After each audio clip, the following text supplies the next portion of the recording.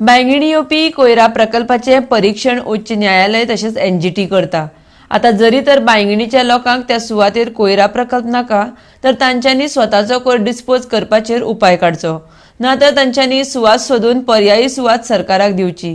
सरकार खर्च करून कोयरा प्रकल्प घालपाक तयार आसा म्हण माहिती मंत्री लोबोवन दिल्या। आरडेक्स Goa bureau report.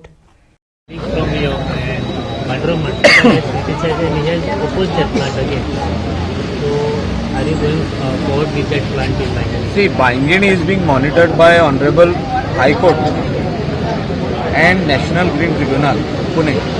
They are monitoring and we have to file status report.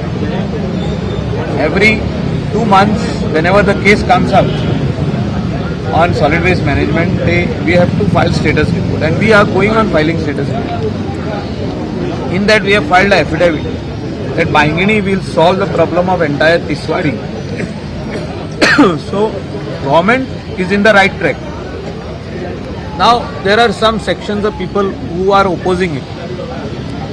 They are opposing, they should tell us the solution.